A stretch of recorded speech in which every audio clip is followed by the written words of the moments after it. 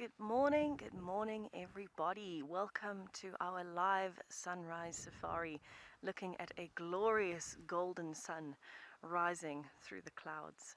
What a way to start the day, and what a happy day. It's overcast and cool, such a nice change from the intense heat that we've had for the last few days down here in South Africa. My name is Tess, behind the camera is G. Thank you for joining us on our safari this morning. What a pleasure to have you on the back of the vehicle with us. I'm hoping that this cool weather is going to last the entire day, but just seeing the sun trying to break through the clouds like that, feeling the breeze, what an epic way to start a day out in the African bush.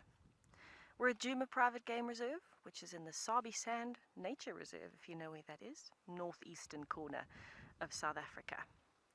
But that's not all we have for you today. Of course, we have another vehicle out here with me as well at Djuma, and we also have Chris out at Pridelands, so it's going to be a very, very good morning.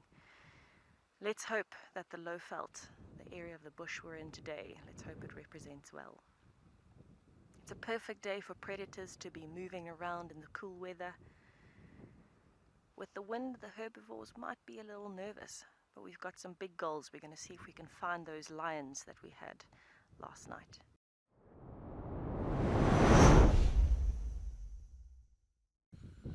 Well, luck is on our side. We've made our way to the den site, and the two adults are here. We've got a very good view, at least on the male. He's a handsome lad. And as we arrived, both of them were standing, and they both look very, very full. I believe they did make another impala kill late yesterday, and they filled themselves up apparently and ran back to the den, fed the puppies, and the male then ran back to the carcass all the way to get another full. I can hear the puppies inside. So what will happen as soon as they stand up and move? You saw now where the den is. We're going to then move back 3 meters to another known spot where we get good signal, where we have a good view of the entrance. But only if that happens. For now, I think we are in a very good spot.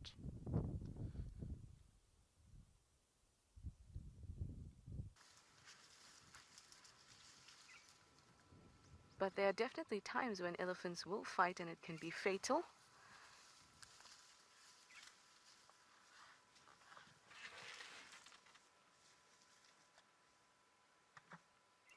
But most animals will prefer to sort out their differences without actual physical contact, especially not physical contact that can result in any fatalities.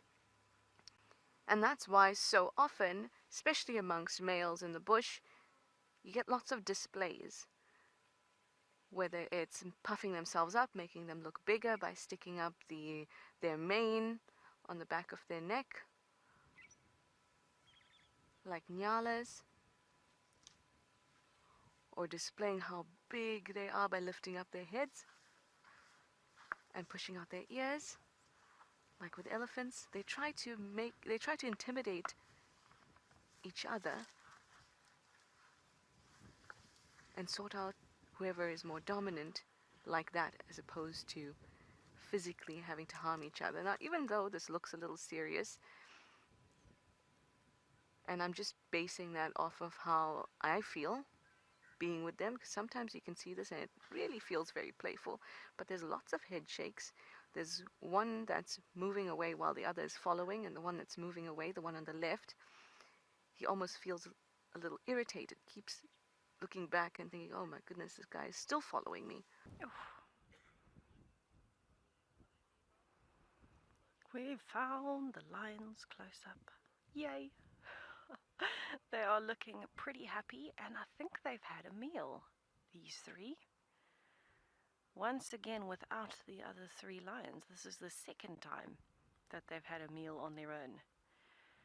The lioness has still got some blood on her shoulder there. You can see as she's looking at us lying down. She's still got some very fine blood spattered across her shoulder. And probably quite a bit on her face as well. And they are looking like they've got a little bit of a belly on them, so I don't know what they ate, but I don't think it was very big. Oh, thank you for showing us your belly. There you go. Nice full belly. Now the three of you need to go and find the other three and share the food. Yeah, that would be good.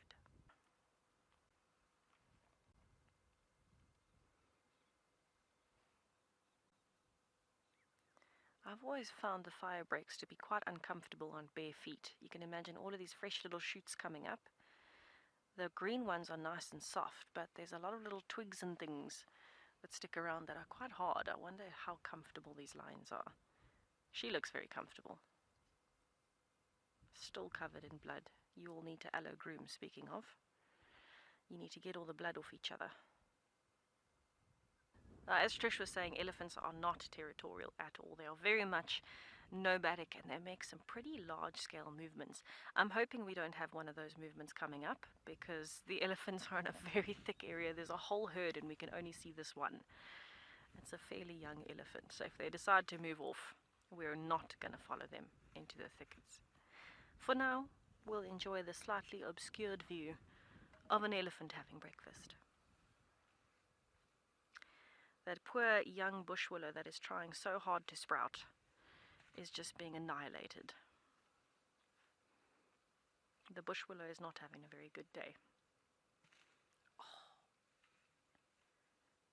Using a combination of feet and trunk to dig it up.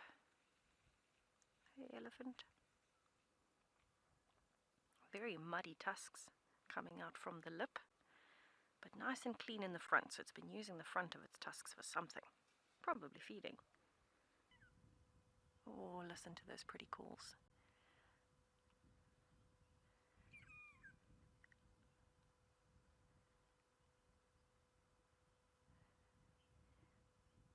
Oh, and it's one of Jordan's favorite birds. That's brilliant to hear, Jordan. I can definitely see why. But thank you so much to all of you who have joined us on our sunrise safari this morning. What an adventure it has been. Let's hope that the sunset safari is just as entertaining. I'm sure it will be because we're in one of the best places in the world. But wherever you are, we hope you have an absolutely fantastic day or night. We'll see you all at 2:30 p.m. Central African time. And in the meantime, if you want to, please go and catch up with Live at the Waterholes. It's streaming live on the app as well as on YouTube. Our pairing with AfriCam all around the different waterholes of Africa. All right, everyone, time to say goodbye.